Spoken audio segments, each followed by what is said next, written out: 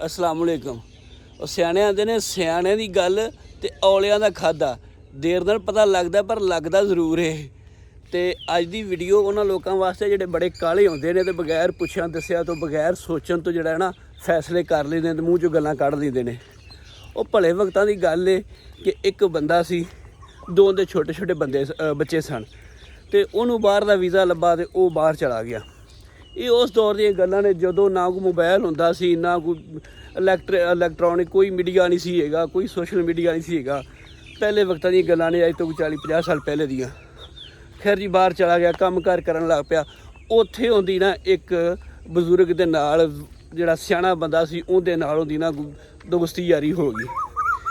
ਤੇ ਉਹ ਬਜ਼ੁਰਗ ਨੇ ਉਹਨੂੰ ਕਿਹਾ ਕਿ ਤੈਨੂੰ ਮੈਂ ਦੋ ਨਸੀਹਤਾਂ ਕਰਨਾ, ਇਹ ਤੂੰ ਸਾਰੀ ਜ਼ਿੰਦਗੀ ਜਿਹੜਾ ਹੈ ਨਾ ਇਹਦੇ 'ਤੇ ਅਮਲ ਕਰਨਾ, ਤੂੰ ਕਦੀ ਮਾਰ ਨਹੀਂ ਖਾਏਗਾ। ਪਹਿਲੀ ਉਹਨੇ ਕਿਹਾ ਇਹ ਕਿ ਕੋਈ ਵੀ ਜਦੋਂ ਤੈਨੂੰ ਫੈਸਲਾ ਕਰਨ ਦਾ ਤੇਰੇ 'ਤੇ ਮੌਕਾ ਆ ਜਾਏ ਨਾ, ਕੋਈ ਵੀ ਗੱਲ ਕਰਨੀ ਹੋਵੇ ਤੇ ਤੂੰ ਜਾਂ ਕਿਸੇ ਦਾ ਜਵਾਬ ਦੇਣਾ ਹੋਵੇ ਤਾਂ 24 ਘੰਟੇ ਸੋਚ ਕੇ ਤੇ ਫਿਰ ਜਵਾਬ ਦੇਣਾ ਹੈ, ਮੌਕੇ 'ਤੇ ਜਵਾਬ ਨਹੀਂ ਦੇਣਾ ਹੈਗਾ, ਤੂੰ ਕਦੀ ਨੁਕਸਾਨ ਨਹੀਂ ਕਰੇਗਾ। ਦੂਜੀ ਉਹਨੇ ਕਿਹਾ ਕਿ ਜਦੋਂ ਵੀ ਕਿਤੇ ਦਰਵਾਜ਼ਾ ਖੜਕੇ ਤੇ ਬਗੈਰ ਪੁੱਛਣ ਤੋਂ, ਸ਼ਨਾਖਤ ਕਰਨ ਤੋਂ ਬਗੈਰ ਤੂੰ ਦਰਵਾਜ਼ਾ ਨਹੀਂ ਖੋਲ੍ਹਣਾ ਹੈਗਾ। ਖੈਰ ਜੀ, ਕੰਮ ਕਰਦੇ ਰਹੇ, ਟਾਈਮ ਗੁਜ਼ਰਦਾ ਗਿਆ। ਇਸ ਤਰ੍ਹਾਂ ਹੀ 20 ਸਾਲ ਗੁਜ਼ਰ ਗਏ। 20 ਸਾਲਾਂ ਬਾਅਦ ਉਹ ਵਾਪਸ ਆਇਆ। ਵਾਪਸ ਆ ਕੇ ਜਿਹੜਾ ਹੈ ਨਾ ਉਦੋਂ ਉਹਨੂੰ ਦੇਰ ਹੋ ਗਈ, ਰਾਤ ਦਾ ਟਾਈਮ ਸੀ, ਉਹਨੂੰ ਟਾਂਗਾ ਲੱਭ ਗਿਆ। ਟਾਂਗੇ 'ਤੇ ਬਹਿ ਕੇ ਜਿਹੜਾ ਨਾ ਉਹ ਘਰ ਆ ਗਿਆ। ਘਰ ਆ ਕੇ ਕੋਈ ਫੋਨ ਵਾਲਾ ਚੱਕਰ ਕੋਈ ਨਹੀਂ ਸੀ ਹੈਗਾ ਕਿ ਫੋਨ ਕਰ ਦਿੰਦਾ ਕਿ ਪਹਿਲੋਂ ਜਿਹੜਾ ਹੈ ਨਾ ਉਹ ਦੱਸ ਦਿੰਦਾ ਕਿ ਮੈਂ ਆ ਰਿਹਾ। ਘਰਦਿਆਂ ਨੂੰ ਵੀ ਨਹੀਂ ਸੀ ਪਤਾ ਹੈਗਾ। ਖੈਰ ਜੀ, ਉਹ ਆਇਆ ਅੱਧੀ ਰਾਤ ਜਦੋਂ ਘਰ ਆਇਆ, ਪਹਿਲਾਂ ਦਰਵਾਜ਼ਾ ਖੜਕਾਉਣ ਲੱਗਾ, ਫਿਰ ਸੋਚਿਆ ਵੀ ਜ਼ਰੂਰ ਦਰਵਾਜ਼ਾ ਖੜਕਾਉਣਾ ਹੈ, ਮੈਂ ਕੰਧ ਤੋਂ ਟੱਪ ਕੇ ਚਲਾ ਜਾਣਾ, ਚਲੋ ਸਰਪ੍ਰਾਈਜ਼ ਦੇਣਾ। ਉਹ ਚੁੱਪ ਕਰਕੇ ਪੋਲੇ ਪੈਰੀ ਕੰਧ ਟੱਪਿਆ। ਕੰਧ ਟੱਪ ਕੇ ਜਿਹੜਾ ਉਹ ਘਰ 'ਚ ਗਿਆ। ਅੱਗੇ ਵੇਖਿਆ 3 ਮੰਜੀਆਂ। ਪਹਿਲੋਂ ਦੀ ਖਾਲੀ ਬੀਵੀ ਸੀ ਤੇ ਹੁਣ 3 ਮੰਜੀਆਂ ਵੇਖੀਆਂ। 2 ਮੰਜੀਆਂ ਦੇ ਨਾਲ 2 ਜਵਾਨ ਮੁੰਡੇ ਪਏ। ਉਹ ਵੇਖ ਕੇ ਬੜਾ ਪਰੇਸ਼ਾਨ ਹੋ ਗਿਆ। ਖੈਰ, ਉਹਦੀ ਉਹ ਬਜ਼ੁਰਗ ਦੀ ਗੱਲ ਯਾਦ ਆ ਗਈ ਕਿ ਜਿਹੜਾ ਨਾ 24 ਘੰਟਿਆਂ ਬਾਅਦ ਫੈਸਲਾ ਕਰੀ।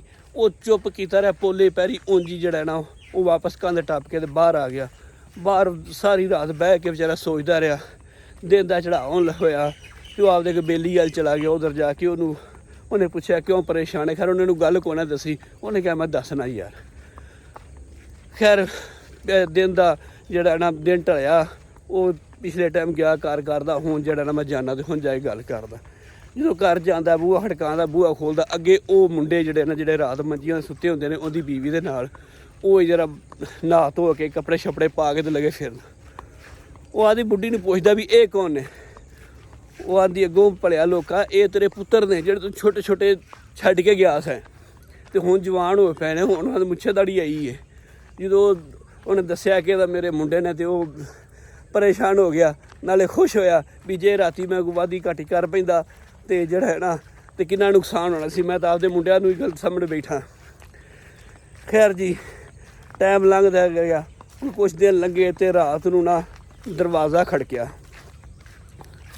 ਜੋ ਦਰਵਾਜ਼ਾ ਖੜਕਿਆ, ਬੂਹਾ ਖੋਲ੍ਹਣ ਆਇਆ। ਉਹਨੇ ਆਵਾਜ਼ ਮਾਰੀ, ਬਾਹਰੋਂ ਜਵਾਬ ਕੋਈ ਨਾ ਆਇਆ। ਬੂਹਾ ਖੋਲ੍ਹਣ ਲੱਗਾ, ਫਿਰ ਉਹਨੂੰ ਬਜ਼ੁਰਗ ਦੀ ਗੱਲ ਯਾਦ ਆ ਗਈ ਵੀ ਕਿਸੇ ਤੋਂ ਪੁੱਛਣ ਤੋਂ ਬਗੈਰ ਜਿਹੜਾ ਹੈ ਨਾ, ਸ਼ਨਾਖਤ ਕਰਨ ਤੋਂ ਬਗੈਰ ਦਰਵਾਜ਼ਾ ਨਹੀਂ ਖੋਲ੍ਹਣਾ। ਖੈਰ, ਉਹਨੇ ਆਵਾਜ਼ਾਂ ਮਾਰੀਆਂ, ਕੋਈ ਨਾ ਦਰਵਾਜ਼ਾ, ਉਹ ਕਿਸੇ ਨੇ ਬਾਹਰੋਂ ਜਵਾਬ ਨਾ ਦਿੱਤਾ। ਬੂਹਾ ਜਿਹੜਾ ਨਾ ਜਿਹੜੀ ਖੜਕੀ ਹੈ। ਖੈਰ, ਉਹਨੇ ਸਾਈਡ 'ਤੇ ਹੋ ਕੇ ਥਣੀ ਵੇਖਿਆ, ਬਾਹਰ ਸ਼ੇਰ।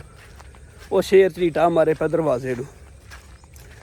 ਉਹ ਜਿਹੜੀ ਫਿਰ ਉਹਨੂੰ ਗੱਲ ਯਾਦ ਆਈ ਵੀ ਬਜ਼ੁਰਗ ਨੇ ਜਿਹੜੀ ਗੱਲ ਕੀਤੀ ਸੀ, ਉਹਦਾ ਕੀ ਫਾਇਦਾ ਹੁਣ ਹੋਇਆ। ਉਹਨੇ ਕਿਹਾ ਜੇ ਅਗਰ ਮੈਂ ਦਰਵਾਜ਼ਾ ਖੋਲ੍ਹ ਲੈਂਦਾ ਸ਼ੇਰ ਨੇ ਤਾਂ ਮੈਨੂੰ ਚੀੜ ਪਾੜ ਦੇਣਾ ਸੀ।